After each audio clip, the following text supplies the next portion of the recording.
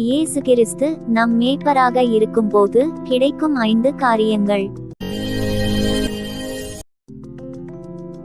1. கொண்டு செல்கிறார்.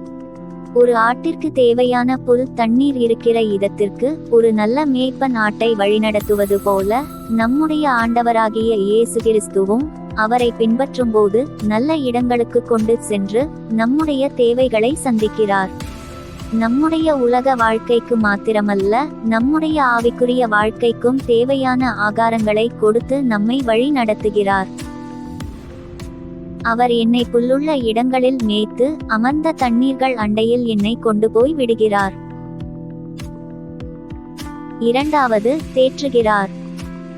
நம்முடைய கஷ்டத்தின் பாதைகளிலெல்லாம் நம்மை விட்டு விலகிவிடாமல் நம்மோடு கூட இருந்து நம்மை தேற்றி ஆற்றி அரவணைக்கிறார். 3. நடத்துகிறார். நாம் நித்திய ஜீவனை சுதந்தரிக்கும்படியாய் நம்மை நீதியின் பாதைகளில், அதாவது பரலோக பாதையில் நடத்தி செல்கிறார். அவர் என் ஆத்துமாவை தேற்றி தம்முடைய நாமத்தின் நிமித்தம் என்னை நீதியின் பாதைகளில் நடத்துகிறார். 4. நம்மோடு கூட இருக்கிறார்.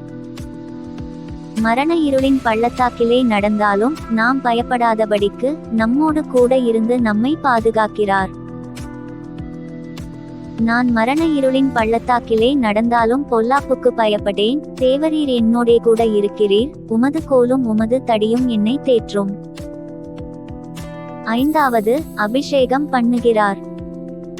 நம் சத்துருவாகிய சாத்தானுக்கு முன்னால் நாம் ஜெயம் பெறும்படியாய் நம்மை அபிஷேகம் பண்ணுகிறார்.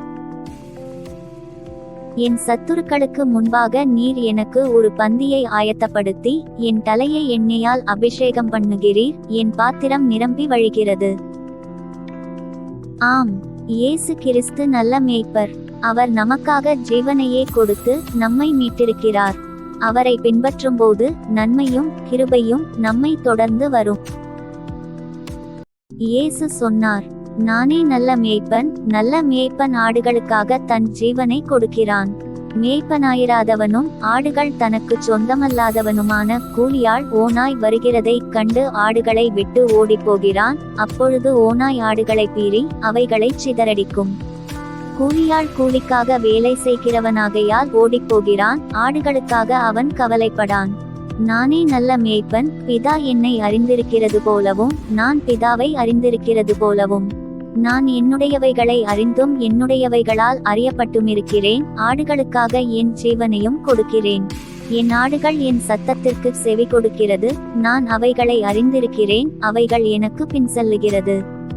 நான் அவைகளுக்கு நித்திய ஜீவனை கொடுக்கிறேன், அவைகள் ஒரு காலும் கெட்டுப்போவதில்லை, ஒருவனும் அவைகளை என் கையிலிருந்து பறித்துக் கொள்வதுமில்லை.